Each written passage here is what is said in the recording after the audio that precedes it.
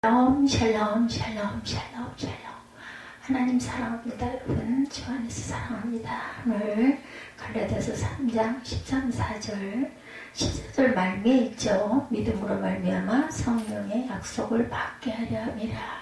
오늘 제목이 믿음으로 말미암아 성령의 약속을 받게 하려 함이라. 바울은 율법과 복음의 관계를 갈라디아서 3장에서 설명하고 믿음으로 말미암아 구원을 받게 됨을 증거합니다. 예수를 믿으면 우리는 구원을 받죠. 율법은 그리스도로 인도하는 모학선생과 같은 역할을 하는 것이고, 그리스도의 복음이 밝히 드러난 상태에서는 더 이상 그 역할이 필요가 없게 되었다라는 것. 하나님께서 율법을 주신 목적이 그것을 말미암아 구원을 얻게 하려 하심이 아니라 인간으로 하여금 죄인임을 깨달아서 그리스도로 인한 은혜를 갈구하게 만들기 위함이었으므로, 그리스도의 복음을 받은 자는 더 이상 율법을 지킬 의무가 없는 것이다. 믿음으로 말미암아 아브라함의 자손이다. 9절에 이렇게 말씀하고 있어요. 우리 3장 내용 보면서 갑니다. 2절에 보니까 3장 1, 2절, 어리석도다 갈라디아 사람들아, 예수 그리스도께서 십자가에 못 박히신 것이 너희 눈앞에 밝히 보이거늘 누가 너희를 꾀더냐. 오늘 십자가에 못 박히신 날이에요. 그죠? 아주 갈라디아서 3장이 기가 막히게 오늘 말씀과 오늘 사건과 딱 맞게 주어졌어요. 이것도 주님의 성령의 은혜죠. 내가 너에게 다만 이것을 알려 하노니 너희가 성령을 받은 것이 율법의 행위로냐 혹은 듣고 믿음으로냐. 믿음으로죠. 너희가 이같이 어리석으냐 성령으로 시작하였다가 이제는 육체로 마치겠느냐. 너희가 이같이 많은 괴로움을 헛되이 받았느냐. 과연 어때냐. 너희가 성령을 주시고 너희 가운데 능력을 행하시는 이 일이 율법의 행위였었냐 혹은 듣고 믿음에서냐. 믿음에서죠. 아브라함이 하나님을 믿음에 그것을 그에게 의로 성하셨다 한가 같으니라. 그런즉 믿음으로 말미암은 자들은 아브라함의 자손인 줄 알지어다. 또 하나님이 이방을 믿음으로 말미암아 의로 성하실 것을 성경이 미리 알고 먼저 아브라함에게 복음을 전하되 모든 이방인이 너로 말미암아 복받으리라 하였느니라.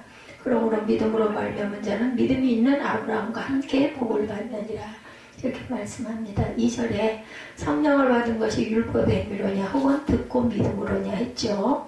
뻔하죠. 믿음으로죠. 듣고. 요한일서 4장 13절에서 16절에 그의 성령을 우리에게 주심으로 누구든지 예수를 하나님의 아들이라 시인하면, 그죠? 우리가 성령을 받고 또한 구원을 얻습니다. 고린도전서 12장 3절에도 성령으로 아니하고는 누구든지 예수를 주라 할 수 없느니라. 로마서 8장 16절에도 성령이 친히 우리의 영과 더불어 우리가 하나님의 자녀인 것 증언하시나니, 믿음으로 말미암는 자들은 아브라함의 자손인 줄 알아라. 아까 7절에 그렇게 말했죠. 누가복음 19장 9절에도 오늘 구원이 이 집에 이르렀으니 이 사람도 아브라함의 자손이미로다. 사개오를 두고 하는 얘기죠. 갈라디아서 3장 29절에도 그리스도의 것이면 곧 아브라함의 자손이다. 로마서 4장 16절에도 아브라함은 우리 모든 사람의 조상이다. 로마서 11장 17절에서 19절에도 돌감나무인 내가 그들 중에 접붙임이 되어 참감나무 뿌리의 진액을 함께 받은 자가 되었다. 우리가 참감나무의 진액을 함께 받은 자가 되었어요. 그렇죠? 9절에 아브라함과 함께 복을 받는다고 말하죠. 믿음으로 말미암은 자는 믿음이 있는 아브라함과 함께 복을 받는다.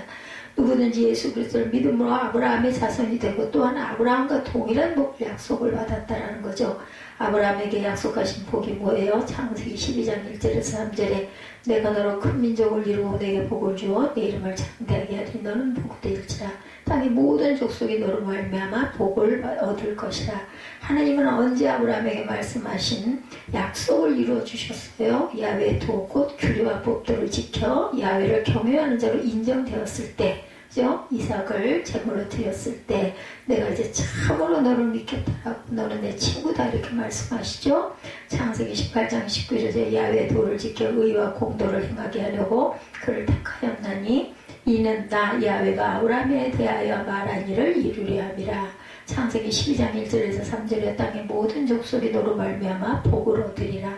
창세기 22장 12절에 내가 이제야 내가 하나님을 경외하는 줄 내가 알겠다. 독자 이삭을 번제로 드렸을 때 말씀하시죠. 창세기 22장 18절에 내 시로 말미암아 참 만민이 복을 받으니 이는 내가 나의 말을 준행하였습니다. 창세기 26장 3절에서 5절에도 내 자손으로 말미암아 천하 만민이 복을 받으리라. 이는 아브라함이 내 말을 순종하고 내 명령과 내 계명과 내 율례와 내 법들을 지켰습니다.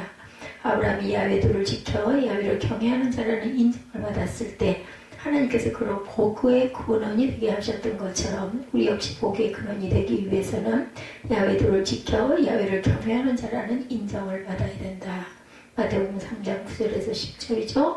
속으로 아브라함이 우리 조상이라고 생각하지 말라. 이미 도끼가 나무 뿌리에 놓였으니 좋은 열매를 맺지 아니하는 나무마다 지켜 불에 던져지리라 말씀합니다. 세례받은 자 27절에 보면은 나와 있습니다. 누구든지 그리스도 합하기 위하여 세례받은 자는 그리스도로 옷 입었다 말하죠. 저는 그리스도이시여 살아계신 하나님의 아들이라 고백한 자들이 세례를 받는 거예요. 이렇게 믿음이 없이 세례를 받으면 나중에 믿음이 생기기 위해서는 세례 다시 받아야 한다 생각합니다. 그냥 난 받는데 그냥 뭐 받아야 된다니까 그냥 받지. 이건 온전한 세례라고 저는 생각이 안 됩니다. 물론 뭐 의식이 중요하기도 하지만 참뜻을 모르고 받는 건 아무런 은혜가 없습니다. 그러니까 귀찮을 뿐이죠. 사도행전 8장 12절에 예수 그리스도의 이름에 관하여 전도함을 그들이 믿고 남녀가 다 세례를 받았다. 그러죠. 사도행전 8장 35절에 38절에 예수를 가르쳐 복음을 전하니 빌립과 네시가 둘 다 물에 내려가 빌립의 세례를 베풀더니 가능한 거예요. 어디서든. 그죠? 예, 그 많은 은혜를 받았고 본인이 원했기 때문에 고린도전서 10장 2절에도 모세에게 속하여다 구름과 바다에서 세례를 받고 출애굽기 15장 2절에도 야훼는 나의 구원이시로다. 그리스도로 옷 입었다고 27절에 누구든지 그리스도 합하기 위해 세례받은 자는 그리스도로 옷 입었다. 말씀하죠. 로마서 13장 12절에서 14절에 예수 그리스도로 옷 입고 이사야 61장 10절에 구원의 옷 공의의 겉옷 마태복음 22장 21절에도 예복이라고 합니다. 계시록 19장 8절에도 빛나고 깨끗한 세마포 성도들의 옳은 행실을 말합니다. 계시록 22장 14절에도 두루마리를 빠는 자 창조 구원의 목적은 너희는 세상의 소금이니 너희는 세상의 빛이라 말씀하고 있죠. 29절에 너희가 그리스도의 것이면 곧 아브라함의 자손이요 약속대로 이을 자이다. 하나님이 계획하시고 지으실 터가 있는 성 새 예루살렘 곧 천국을 뜻하고 있습니다. 히브리서 11장 9절에서 10절에 동일한 약속을 유업으로 함께 받은 이삭 및 야곱과 더불어 장막에 거하였으니 이는 그가 하나님이 계획하시고 지으실 터가 있는 성을 바랐습니다. 3장 전체의 내용이 빠르게 제가 읽어드렸지만 이러한 내용으로 이루어져 있어요. 우리가 9절까지 읽었죠. 10절에 무릇 율법 행위에 속한 자들은 저주 아래 있나니 기록된 바 누구든지 율법책에 기록된 대로 모든 일을 항상 행하지 아니하는 자는 저주 아래 있는 자라 하였습니다. 네, 조금씩 보면서 가죠. 믿음으로 받은 성령 14절에 보면은 나와 있어. 이는 그리스도 예수 안에서 아브라함의 복이 이방인에게 미치게 하고 또 우리로 하여금 믿음으로 말미암아 성령의 약속을 받게 했다. 그렇죠? 오늘 제목이기도 합니다. 바울은 거짓 교훈하는 자들이 죄에 빠져 율법을 행하려는 갈라디아 교인들에게 어리석고 책망하면서 그리스도께서 십자가에 못 박히신 것을 잊은 것과 같은 그들의 행위를 꾸짖습니다. 바울은 그들에게 성령을 받은 것이 율법을 행함으로 말미암는지 믿음으로 말미암는지에 대해서 질문하죠. 이는 갈라디아 교인들이 그리스도를 믿음으로 말미암아 성령을 받은 사실을 상기시킴으로써 사람이 의롭다 하심을 받음이 믿음으로 말미암은 것임을 확인시키기 위해서 6절에 말씀하고 있죠.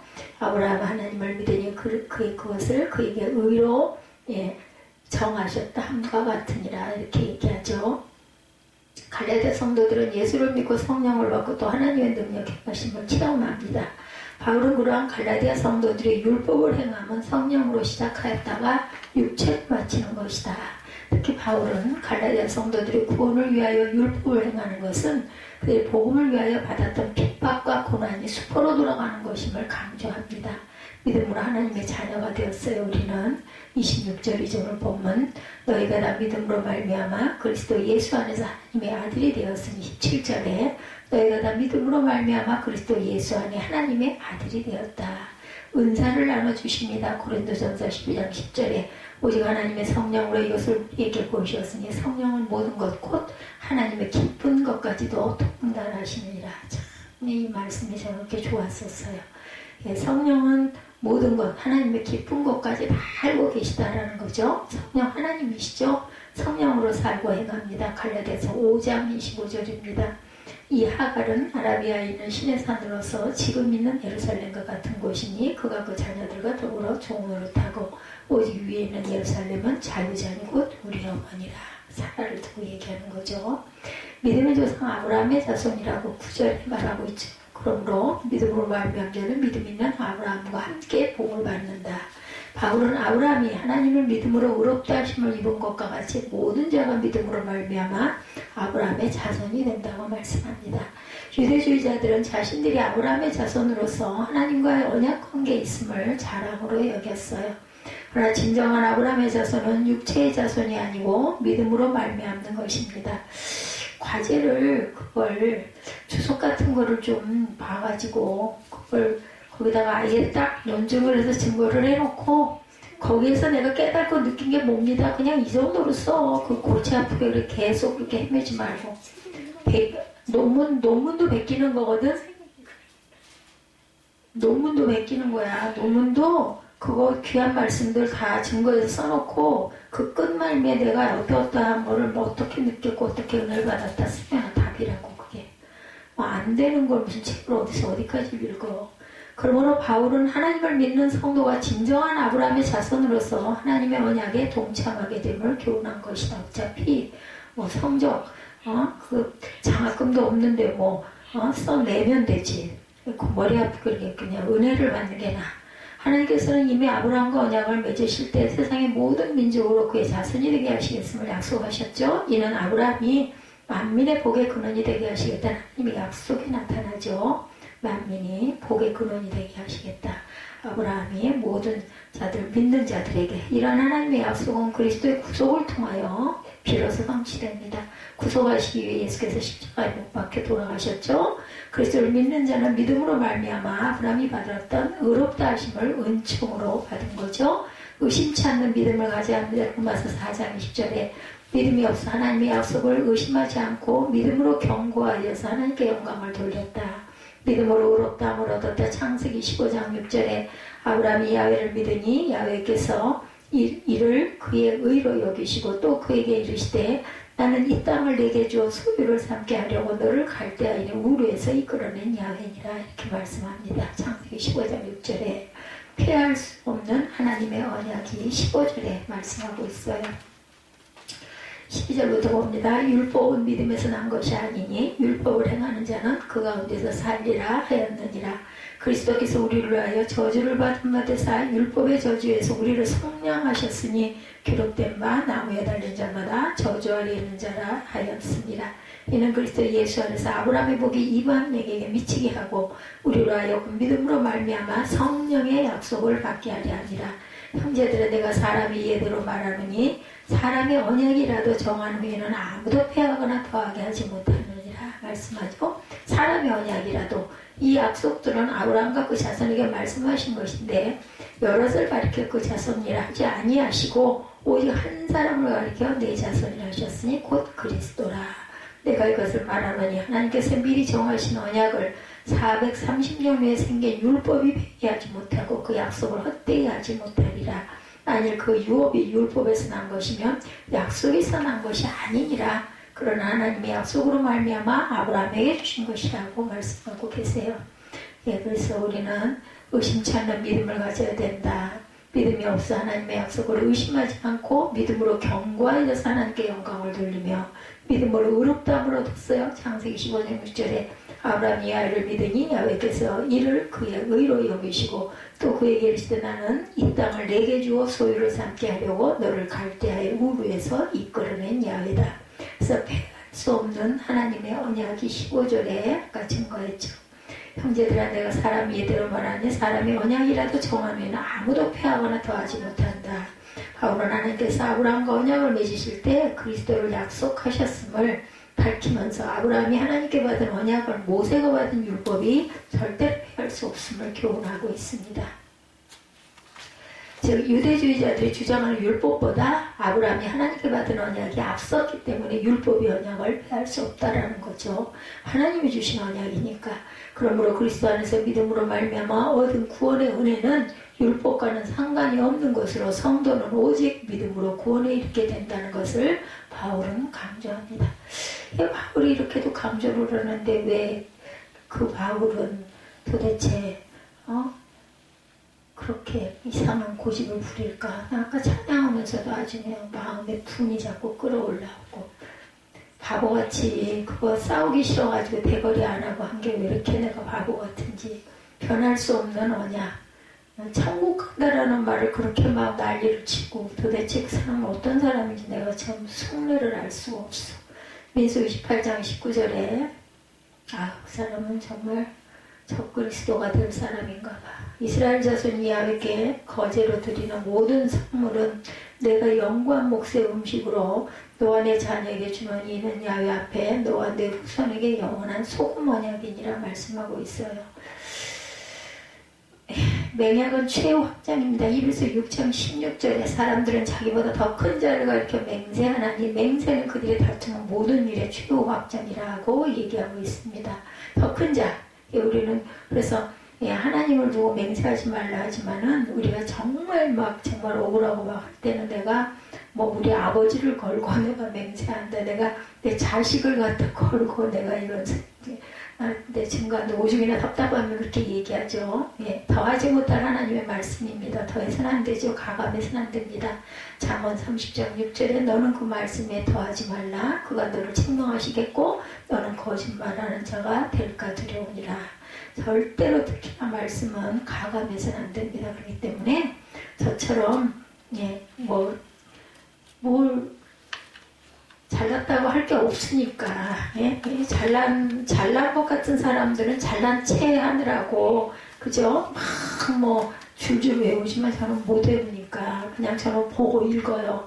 그래 차라리 안 보고 하다가 틀려가지고 얼버무리고 넘어가서는 절대 안 되고 나중에는 내가 언제 어디를 내가 읽었는지도 모르는데 그거 눈으로 보고 그 자리에 꼭 찍어서 얘기를 해줘야 받는 사람이 단 한 사람이 있다 할지라도 제대로 들어야 되지 않습니까? 그래서 저는 꼭 찾아서 보고 읽고 꼭 써서 읽습니다. 율법의 목적입니다. 범법함을 인하여 더한 율법이다. 19절에 그러니 율법은 무엇이냐? 범법함으로 더해진 것이다 합니다. 천사들을 통하여 한 중보자가 손으로 베푸신 것인데 약속하신 자손이 오시기까지 있을 것이라. 자손이 오실 때까지만 있다라는 그 율법은 이렇게 써졌잖아요. 여기 19절에. 그죠? 바울은 의인의 믿음으로 사는 것을 증명하기 위해 하나님께서 율법을 주신 목적에 대해서 이렇게 19절에 정확하게 써놨어요. 율법의 목적은 약속하신 자손이 오시기까지 범법함을 인하여 법을 범하지 않게 하려고 오실 때까지 예수님이 오시고 나면 율법은 필요가 없다라는 거죠. 율법이 아니면 인간이 죄로 알 수 없기 때문에 하나님께서 죄를 깨닫게 해주시려고 율법을 주셨던 겁니다. 그렇기 때문에 지금도 우리는 율법을 무시해서는 안 됩니다. 그래서 인간이 모두 죄 때문에 죽을 수밖에 없는 존재임을 교훈함으로써 그리스도의 은혜를 의지하여 구원을 얻게 하기 위함인 것이다. 어리석은 인간들은 율법을 통하여 구원을 얻겠다고 스스로 노력하는 교만한 행위를 저지르기는 절대로 교만을 범해서 아니 잘나면 얼마나 잘나 그죠? 하늘 아래에 있는 인간이 돼가지고 하늘은 하나님이신데 모든 사람이 죄를 범합니다. 로마서 3장 23절에 모든 사람이 죄를 범하였음에 하나님의 영광에 이르지 못하더니 그리스도 예수 안에 있는 속량으로 말미암아 하나님의 은혜로 값없이 의롭다 하심을 얻은 자 되었느니라. 그죠? 그죠? 주님의 팔 아래에 있기만 하면은 보호를 받아요. 그러니까 어떻게든지 머리를 뒤밀어야 돼, 그 속으로. 그래서 그 속에 들어가 있어야 우리는 살아납니다. 죄를 깨닫게 하시려고, 로마서 3장 20절에. 그러므로 율법의 행위로 그의 앞에 의롭다 하심을 얻을 육체가 없나니 율법으로는 죄를 깨달음이니라.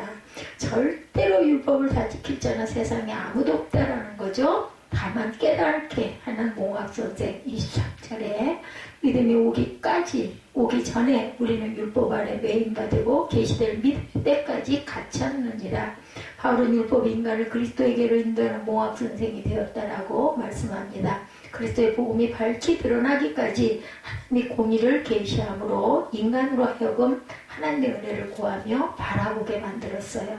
그러므로 복음이 그리스도 안에서 밝히 드러난 신약시대에 와서는 더 이상 몽학선생 역할을 하는 율법이 필요 없게 된 것이다.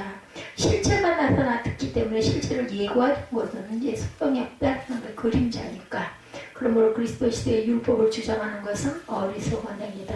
몽학선생 갈라디아서 4장 2절입니다. 그 아버지가 정한 때까지 후견인과 청지기 아래 있었다. 이와 같이 우리도 어렸을 때 이 세상에 초등학문 아래 있어서 종으로 타였더니 이제는 아니라는 거죠. 그리스도를 가리킵니다. 누가복음 24장 44절에 또 이르시되 내가 너희와 함께 있을 때 너희에게 말한 바 곧 모세의 율법과 선지자의 글과 시편에 나를 가리켜 기록된 모든 것이 이루어져야 하리라 한 말이 이것이다 하시고 말씀하고 있어요. 그리스도. 이것이다. 그리스도를 가리키는 말입니다. 그리스도의 옷을 입은 성도라고 그러죠. 27절에 믿음이 오기 전에 우리는 율법 아래 매인바되고 계시될 믿음의 때까지 갇혔는데 24절에 이같이 율법이 우리를 그리스도께로 인도하는 초교사가 되어 우리로 하여금 믿음으로 말미암아 의롭다함을 얻게 하려 하며 25절에 믿음이 온 후로는 우리가 초교사 아래 있지 아니하도다. 너희가 다 믿음으로 말미암아 그리스도 예수 안에서 하나님의 아들이 되었으니 누구든지 그리스도 합하기 위하여 세례를 받은 자는 그리스도로 옷 입었느니라 말씀하죠. 27절에 바울은 그리스도를 믿음으로 그리스도 합하여 세례를 받은 성도는 그리스도로 옷 입었다. 이런 비록 인간은 더러운 죄인이지만 그리스도를 믿는 자는 거룩하신 그리스도로 옷 입어 그리스도 안에 거함으로 하나님 앞에 의롭게 나타나서 의롭다고 인정함을 받게 되었다. 의롭다, 칭함을 받았다죠. 칭의라고 합니다. 즉 그리스도의 의로 말미암아 성도는 의롭다함을 받았다라는 것이죠. 율법으로는 아무도 의롭다함을 받을 수 없을 때 오직 그리스도로 말미암아 성도가 거룩함을 입게 되었어요. 덮어주셨어요. 그죠? 피로, 보혈로. 그러므로 유대인이나 이방인이나 차별 없이 그리스도로 말미암아 구원의 은혜를 입게 되어서 하나가 된다라는 것입니다. 구원받았으면 천국 가는 거예요. 예. 그리스도 안에서 해방이 됩니다. 로마서 8장 2절 이는 그리스도 예수 안에 있는 생명의 성령의 법이 무엇을? 죄와 사망의 법에서 너를 해방하였습니다. 아멘. 아들의 명분을 얻었어요. 갈라디아서 4장 5절에 율법 아래 있는 자들을 선양하시고 우리로 아들의 명분을 얻게 하였다. 그래서 우리 안에 아들이 있는 자는 성전이라고 말씀하죠. 아들의 명분을 얻게 해주셨어요.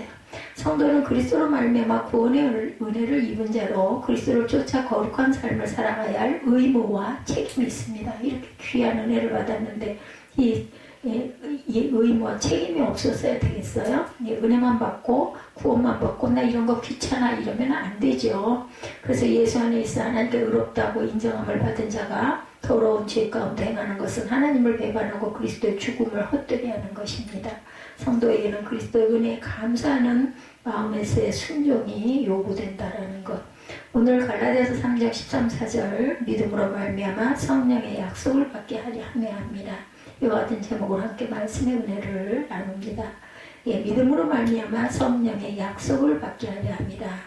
6.25 1950년 6월 25일이죠. 시작된 우리 한국전쟁 3년 가까이 긴 기간 동안 지나면서 한국이 완전 초토화가 되고 잿더미가 됐어요. 전쟁이 끝나고 난 모습은 정말 모든 것이 파괴되고 가난과 저주와 엄습한 사회로 변화되어 버리고 말았습니다. 그때 태어났지만 어려서 그런 걸 모르고 지나온 것이 얼마나 감사하지. 우리 부모들이 윗선대들이 얼마나 고통을 받으셨을지 싶습니다. 많은 사람들이 절망 가운데 먹을 것이 없어 굶주려가며 하루하루 살아가만 했어요. 저 어린 날 정말 그 옥수수 죽이 생각이 나. 강냉이죽. 정말 그게 그렇게 맛있었는지 몰라요. 밥보다 그게 좋더라고요. 근데 얻을 수가 없었어. 그때 저는 밥을 먹는 사람이었기 때문에. 어릴 때 기억에도 그 많은 사람들이 먹을 것을 얻으러 다니며 동양 깡통 들고 다니는 사람들이 많았어요. 깡통 하나 들고 문을 두들기면서 먹을 거 남은 거 있으면 좀 달라고. 그러면 먹고 남은 것들 또 있는 분들은 또 잘 줬어요. 이렇게 갖다가 그거 받아서들 드시고 그랬죠.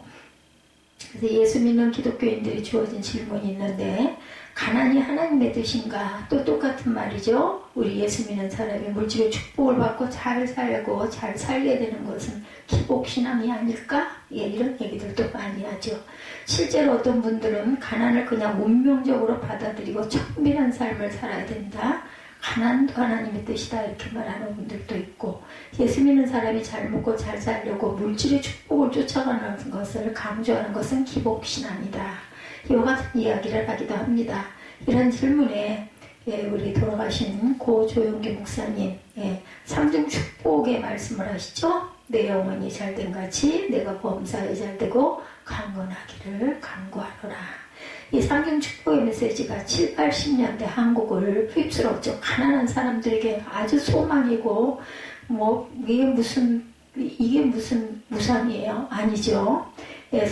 구름대처럼 사람들이 몰려와서 정말 여의도가 주일만 되면은 길이 그냥 꽉꽉 막히는 그러한 그 인산인해의 그 시절이 있었습니다. 그래서 서대문에 그 성전이 있었을 때도 서대문에 아주 교통체증이 대단했다고 그래요. 서대문 로터리가 곧 교통이 마비되고 1973년 여의도 시절이 열리면서 희망의 메시지를 들으러 사람들이 몰렸죠. 그런데 80년대 초부터 제가 그 여의도 교회를 나갔는데, 질병과 가난과 절망 속에 살고 있던 사람들에게 영혼이 잘된 같이 범사가 잘되고 강건하게 되는 놀라운 축복, 꿈과 소망을 가져다 주었어요. 너도 나도 교회 가자 정말 대단했어요. 열정으로 그 버스 128번이었나? 그 버스 올라타느라고 그냥 아주 구름대처럼 줄 서가지고 밀려 올라타고 그랬죠. 하나님의 영광을 나타내므로 말미암아 복받은 인생으로 살게 된 사람들, 예수의 십자가 구원이 오직 영혼 구원에만 국한된 것이 아니냐? 아닙니다. 예수께서 십자가에서 다 이루었도다 하실 때 우리의 죄사함의 문제뿐만 아니라 질병과 가난과 저주의 모든 짐을 짊어지시고 돌아가신 예수 그리스도, 그렇죠? 가난과 저주를 짊어지시고 돌아가신 예수님입니다. 오늘 밤이죠.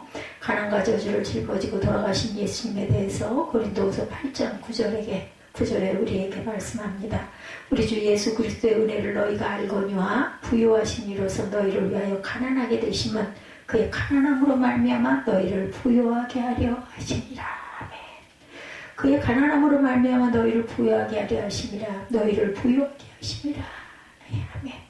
우리가 예수 그리스도를 우리의 구세주로 영접하게 될 때 영혼이 잘된 같이 범사가 잘되며 강건하게 되고 생명을 얻되 풍성히 얻는 은혜가 우리에게 임하는 것이죠. 이와 같은 축복이 우리에게 임하는 것입니다. 13, 4절 그리스도께서 우리를 위하여 저주를 받은 바 되사 율법의 저주에서 우리를 속량하셨으니 기록된 바 나무에 달린 자마다 저주하리는 자라 하였습니다. 이는 그리스도 예수 안에서 아브라함의 복이 이방인에게 미치게 하고 또 우리로 하여금 믿음으로 말미암아 성령의 약속을 받게 하려 함이라. 아멘. 십자가 은혜로 말미암아 저주가 사라지고 가난이 사라지고 질병이 사라지고 아브라함의 복이 임하게 되었어요. 예수 믿는 순간 이미 우리는 아브라함의 복을 받은 것입니다. 창세기 12장 2, 3절에 아브라함의 복을 이와 같이 자세히 설명합니다. 내가 너로 큰 민족을 이루고 내게 복을 주어 내 이름을 창대하게 하리니 너는 복이 될지라. 너를 축복하는 자에게는 내가 복을 내리고 너를 저주하는 자에게는 내가 복을 내리고 너를 저주하는 자에게는 내가 저주하리니 땅의 모든 족속이 너로 말미암아 복을 얻을 것이라 하신지라. 예수를 믿을 때 아브라함의 복이 우리에게 임한 것이라는 것, 예수를 믿는 순간 우리는 복덩어리들이 다 되었어요. 우리를 축복하는 자에게 하나님의 복을 내려주시고 저주하는 자에게는 하나님의 저주하신다고 말씀하셨죠. 이 놀라운 은혜와 축복을 받아 하나님의 영광을 위해 살아가는 저와 여러분이 되시기를 주님의 이름으로 축복합니다. 첫 번째 가난과 저주를 짊어지고 돌아가신 예수님의 사랑이죠. 두 번째 심고 거두는 법칙입니다. 우리가 큰 복을 받은 다음 베풀고 나누는 삶을 살아야 되죠. 이를 가리켜서 심고 거두는 법칙이다 이렇게 말씀하죠. 심고 거두는 법칙에 대해서 예수께서 친히 말씀하세요. 누가복음 6장 38절입니다. 주가 그리하면 너에게 줄 것이니 곧 후이되어 누르고 흔들어 넘치도록 하여 너에게 안겨주리라. 대단해요. 누르고 후이되어 누르고 흔들어서 넘치도록 하여 너에게 그냥 주는 게 아니라 안겨줘 옛다 가져라 하고 너가 헤아리는 거 헤아리면 너희도 헤아림을 도로 받을 것이니라. 섬김과 사랑 실천 운동, 초대교회 사역의 핵심이었습니다. 초대교회에서 두 가지 일에 모든 노력을 기울였어요. 하나는 복음을 전하는 선교하는 일, 하나는 구제하는 사랑을 실천하는 일이었어요. 복음을 전하는 선교, 그리고 구제하는 사랑 실천. 예, 너무 가난하니까 먹을 게 없으니까 먹여야 말씀도 먹일 수 있지 않겠어요? 육의 사람이니까. 그래서 교회 안에 일단 들어오면 배고파 굶주림 속에 사는 사람이 한두 사람도 한 사람도 없이 먹였다고 합니다. 특별히 교회에서 세상에서 어디 의식 데가 없는 고아와 과부 그리고 떠도는 나그네들을 돌보고 섬긴다. 그래서 요즘에도 보면은 그런 외곽 그런 지대에 우리 전에 여기 왔던 그 자매 하나들 그렇죠? 공동체를 이루고 살아요. 뭐 밭도 가꾸고 여러 가지 일을 해야죠. 일을 해서 그것의 수확으로 먹고 같이 사는 거예요. 이런 식으로 하고도 예배드리고 사는 그러한 그 목회하시는 분도 계십니다. 근데 교회만 오면 이와 같은 풍요로움의 복을 체험하게 되죠. 사도행전은 이것을 자세히 설명합니다. 사도행전 2장 44절입니다. 있는 사람이 다 함께 있어 모든 물건을 서로 통용하고 재산과 소유를 팔아 각 사람의 필요를 따라 나눠주며 4장 32절입니다. 믿는 무리가 한 마음과 한 뜻이 되어 모든 물건을 서로 통용하고 자기 재물을 조금이라도 자기 것이라 하는 이가 하나도 없더라. 34절, 35절입니다. 예, 사도행전 2장 34절. 그 중에 가난한 사람이 없으니 이는 밭과 집 있는 자는 팔아 그 판 것의 값을 가져다 사도들의 발 앞에 두매 그들이 각 사람의 필요를 따라 나누어 줍니다. 하나님의 축복을 많이 받은 사람들이 교회 가서 가진 것을 다 교회에 내놓고 가난한 사람들을 섬겼다는 거예요. 그러니까 하나님께서 그들에게 더욱 복을 주시고 더 복을 주시고 풍성한 은혜 가운데 더 많이 베풀고 살 수 있게 해주셨다. 오늘 교회 이 모습이 사라졌어요. 그리고 세상으로부터 비판을 받고 있습니다. 초대교회 때 세상으로부터 칭찬받고 박수갈채를 받은 이유는 이와 같이 사랑의 섬김이 있었기 때문이라는 것. 우리가 복받았을 때 받은 복을 우리 주위에 불쌍하고 가난하고 병들고 소외된 자들에게 나눠줘야 한다는 것. 이 땅에 많은 고난에 처한 사람들을 우리가 예수의 사랑으로 덮고 그저 품고 가야 되겠죠. 200만 다문화 가족이 있어요. 3만 5천 탈북자 가족이 있어요. 3만 5천 미혼모 가족이 있습니다. 또한 전국 지역 아동센터에 부모님 없이 자라는 수많은 아이들이 있습니다. 우리가 사랑으로 그들을 섬겨야 되죠. 사랑으로 섬길 때 하나님의 은혜가 임하게 되죠. 몸의 장애를 가진 분도 우리가 섬겨야 된다는 것. 섬길 때 복이 임하죠. 하나님은 섬기는 자에게 더 많이 주시고 더 많이 주셔서 더 많은 섬기가 베품과 나눔을 할 수 있게 만들어준다. 왜 미국이 오늘날 세계 최대 강대국이 되었는지 아시죠? 기독교 정신에 의해서 세계 최대 강대국이 되었어요. 1620년 100여 명의 청교도들이 미국에 와서 무릎을 꿇고 기도하고 미국 신대륙을 기독교 국가로 만들죠. 예. 인도를 간다고 가다가 엉뚱한 그런 섬에 도착이 된 그곳이 바로 미국이 된 거죠. 기독교 복음이 기초가 되어서 미국은 부강한 나라가 되었고 베풀고 나누는 나라가 되어서 세계 최대의 강대국이 되었습니다. 옛날 같진 않지만 지금은 그래도 미국의 기독교 정신은 살아있어서 믿는 사람들이 앞장서서 선을 베풀고 나눠주고 함으로 말미암아 하나님의 큰 복을 받고 있고 우리나라도 미국이 아니었으면 어떻게 살았겠어요. 어려운 시기에 많은 원조가 있었습니다. 우리도 받은 이 놀라운 은혜를 베풀고 나누며 살아가는 주님의 귀한 일꾼들이 되어야 할 것입니다. 공산주의자들은 사회주의자들은 잘 사는 사람이 너무나 잘 살고 못 사는 사람이 너무 못 사니까 잘 사는 사람 것을 뺏어다가 못 사는 사람에게 나눠주면 다 같이 잘 사는 줄 알고 그렇게 했지만 결국은 다 같이 망했어요. 그걸 온전하게 했어야 되는데 그러지 않았죠. 가진 자들이 막 착복을 했기 때문에 없는 사람들에게는 돌아갈 게 없었던 거죠.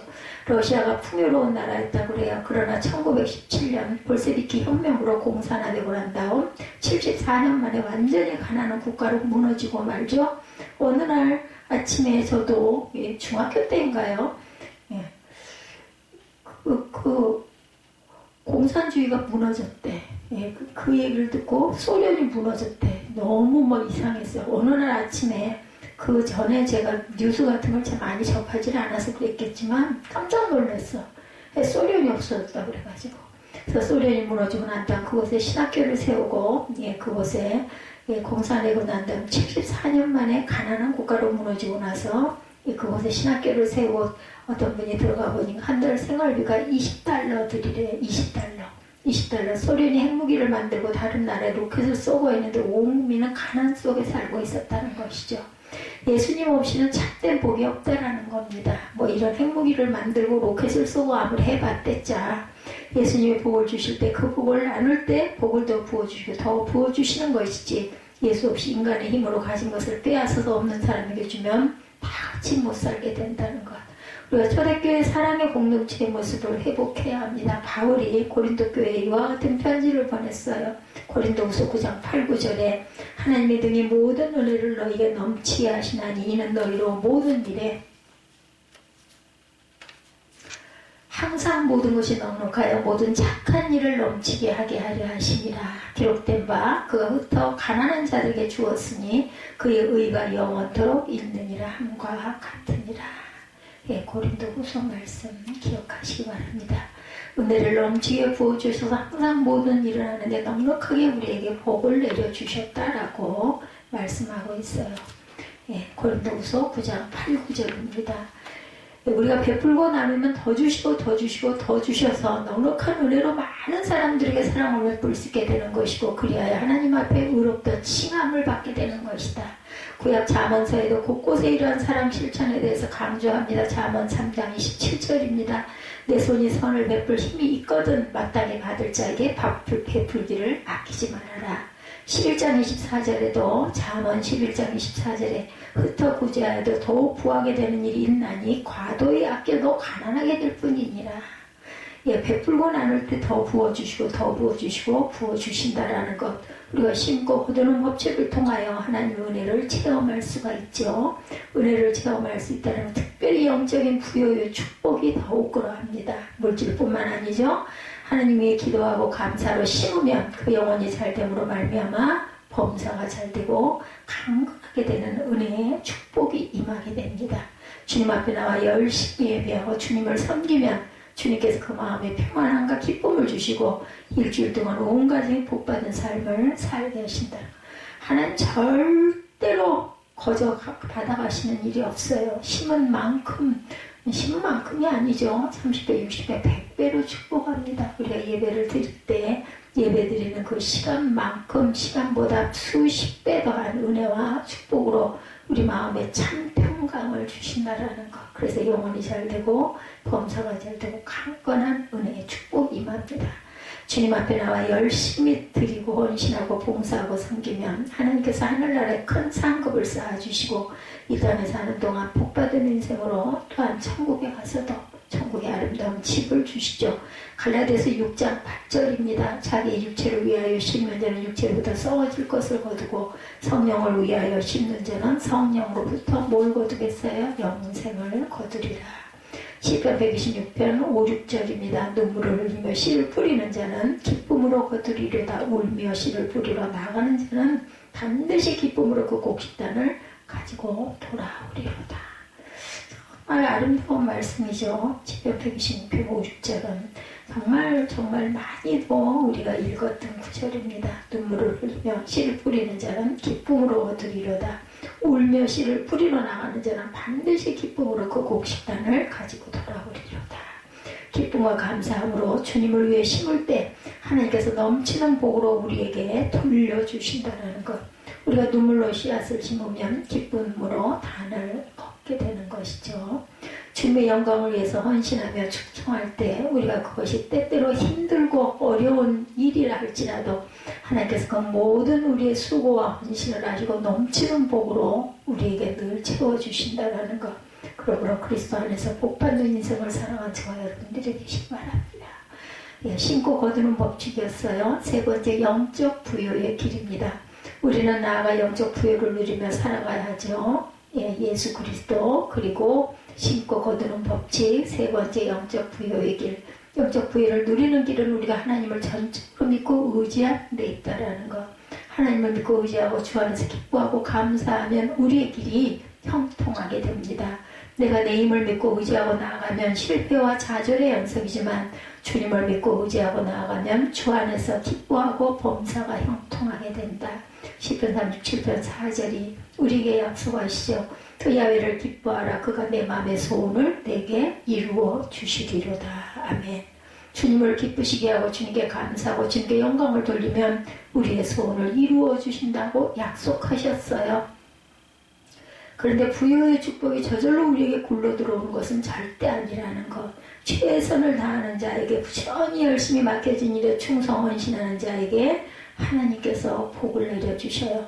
절대로 게으른 자에게 하나님께서 복을 주시지 않습니다. 우리는 하나님 앞에 우리에게 주신 건강한 몸을 갖고 열심히 맡겨진 일에 최선을 다해야 합니다.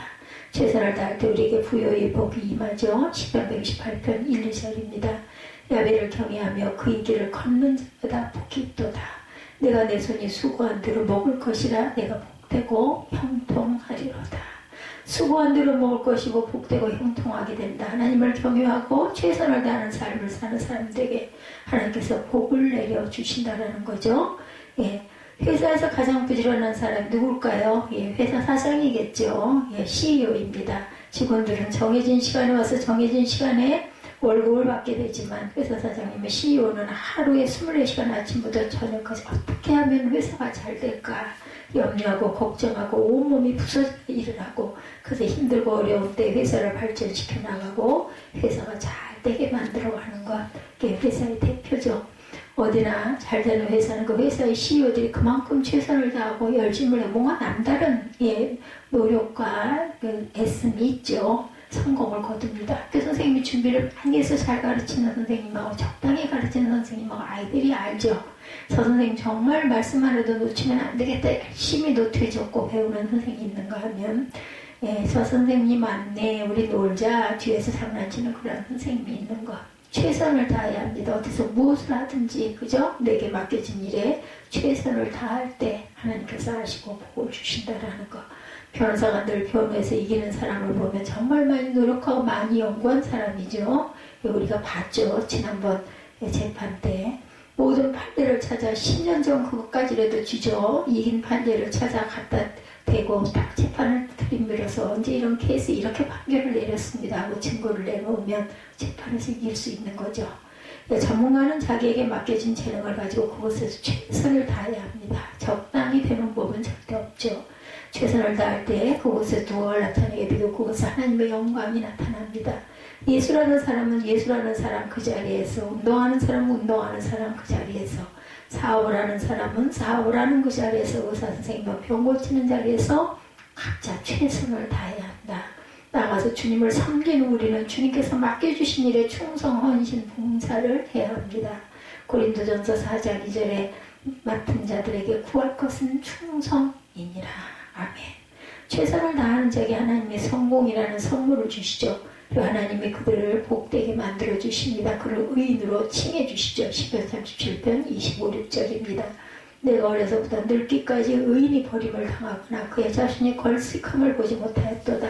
그는 종일토록 은혜를 베풀고 꾸어주니 그의 자손이 복을 받는도다.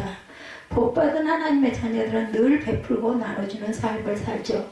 저와 여러분 모두가 복받는 인생으로 살아가게 되시기를 축복합니다. 맡겨진 일에 최선을 다함으로 말미암아 그곳에서 하나님의 영광이 나타나게 되고 하나님 앞에 귀하게 쓰임을 받고 저와 여러분의 일생이 복된 일생이 되기를 주님의 이름으로 축원합니다. 하나님이 함께 하셔서 복 주시는 일생을 살아가게 될 때 잠자 주님 앞에 설 때 칭찬받고 큰 상급을 받게 되고 여러분이 이룬 그 모든 일들이 자손 만대의 복으로 임하게 될 것이라는 것. 최근 100년 동안 역사를 볼 때 세계에서 가장 많은 부를 소유했던 사람이 록펠러라고 하죠. 아주 가난한 어린 시절을 보냈다고 그러죠. 어머니가 보수교회 친예비 교인이었다고 그래요. 유대교 미국인으로 아들에게 철저하게 신앙교육을 시키죠. 6살이 되었을 때 어머니가 불러서 20센트를 주시면서 여기 2센트는 하나님의 것인 하나님께 꼭 드려야 되고 나머지 것을 내가 써라 했다고 그러죠. 그렇게 11조를 가르쳤습니다. 요즘으로 말하면 2,000원 주고 200원은 하나님께 드리고 1,800원 내가 필요한데 써라 하는 얘기죠. 이렇게 얘기한 것과 다름이 없습니다. 그런 예수님 앞에 드리는 것을, 주님 앞에 드리는 것을 기쁨으로 알고 그때부터 철저하게 11조를 했다고 그러죠. 어머니 말씀에 순종해 수입이 생기는 대로 먼저 11조를 드리고 나머지 자기가 할 일을 했다고 합니다. 교회 나와서 예배 드리는 것이 너무나 큰 기쁨이었대요. 11조 드리는 것이 또 너무나 큰 기쁨이었다고 합니다. 그의 어머니가 그에게 신앙의 유산으로 3가지를 물려주셨다고 그러죠.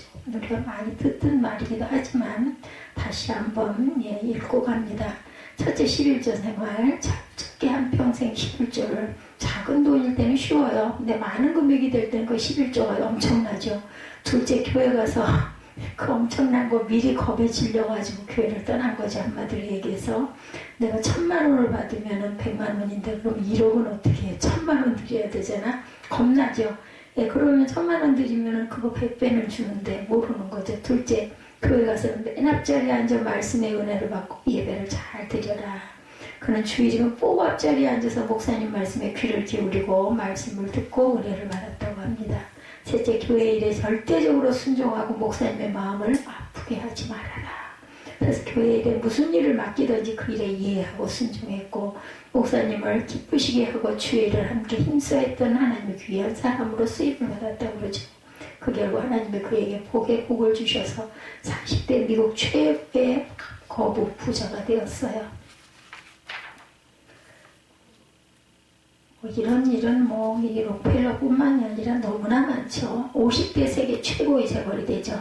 얼마나 많은 축복을 주셨는지 살아생전 하나님의 영광을 위해 기부한 돈이 현재 화폐 가치로 5조 3천억 달러, 약 145조 정도가 된다고 합니다. 그가 물질로 섬겨 세운 많은 학교와 기관이 있죠. 록펠러 의학연구소, 미국의 명문대학인 시카고대학 록펠러 센터, 뉴욕에 있는 뉴욕 현대미술관, 링컨 센터를 건립했고 뉴욕 한복판에 있는 센트럴 파크와 UN 본부 땅을 사서 기증을 했고 뉴욕이 자랑한 리버사이드 처치 대리석으로 지어진 아름다운 교회에 들어가면 웅장한 파이프로가 있는데 파이프 숫자가 12,000개 정도 된다고 그러네요. 12,000개 리버사이드 처치에 있는 파이프가 12,000개라고 하니까 그 소리가 대단히 웅장하다고 합니다. 미국 전역에 세운 교회가 5,000교회가 넘는다고 그래요. 록펠러가. 누구든지 록펠러 재단에 편지를 보내서 우리가 교회를 짓는데 어려움이 있습니다 하면 가서 확인해보고 교회를 지어줬다고 그러네요. 그렇게 지어진 교회가 5,000개가 넘는다는 거죠. 세상을 떠나기 전에 그가 하나님 앞에 내놓은 재산이 요즘 화폐 가치로 383조입니다. 그 당시 일본 예산의 8배라고 하네요. 이렇게 그는 복받은 인생을 살았어요. 대단하죠. 하나님께서 그에게 장수의 복을 주셔서 50대의 중병을 앓고 죽음의 고비를 넘기는데 그때 결심했다고 합니다. 내가 남은 일생 베풀며 살겠다. 그러니까 하나님께서 장수의 복을 주셔서 98세까지 살면서 많은 귀한 일을 하게 만들어 주셨어요. 50세에 죽게 됐는데 그만큼 더 살게 해주고 이런 귀한 일을 하게 했죠. 우리 모두가 복받은 인생으로 살아가시기를 주님의 이름으로 축복합니다. 절대로 그저 내 것 움켜쥐고 살지 말고 하나님 영광을 위해서 아낌없이 베풀고 나누는 삶을 살아가는 저 여러분들이 되시기를 주님의 이름으로 축복합니다. 1820년 태어나서 1915년까지 살면서 95세를 살았던 우리 잘 아는 작사가 한의제인 크로스비 선생님은 생후 6주 만에 약을 잘못 써서 눈이 멀게 되죠. 눈이 붓고 열이 나니까 민간요 부고를 고친다고 동네 돌팔이 의사가 겨자를 가져다 갈아서 눈에 붙이라고 줬다고 그래요. 그것을 집에 있는 사람이 뜨겁게 데워서 눈에 얹으니까 염증이 퍼져가지고 눈이 멀고 말았다고 합니다. 그는 거기서 멈추지 않죠. 하나님 주신 은혜 가운데 주님을 섬기고 주님 주신 재능을 갖고 찬송을 짓기 시작하죠. 찬송을 무려 생을 떠날 때까지 9,000편을 지었어요. 그런 믿음의 부자였습니다. 지어진 수많은 찬송들이 사람들에게 큰 감동을 주죠. 그의 나이 54세 때 1875년 5불이 필요해서 하나님 앞에 기도를 했는데 하루 종일 돈을 구할 수가 없었다고 그래요. 하나님 오늘 나의 기도에 응답을 안 하시는가. 저녁을 맞이했을 때 누가 문을 두들기더랍니다. 여기 환희제인 크로스비 선생님 계십니까? 저는 이곳을 지나가는 교회 성도인데 선생님 찬송이 너무나 많은 은혜를 받아서 감사 인사를 드리러 왔습니다. 잠깐 들어와 차를 마시며 인상 깊은 이라고 인사하고 나가는 길에 악수를 하는데 뭐 손에 쥐어주고 나와서 펼쳐보니 5불이더랍니다. 그래서 그때 하나님 앞에 무릎을 꿇고 감사했다고 그래요.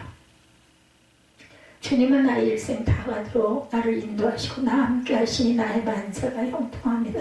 그래서 지어진 찬송이 나의 갈 길 다가도록 여러분의 삶 속에 이와 같은 풍성한 은혜가 주님이 오시는 날까지 넘쳐나시기를 주님의 이름으로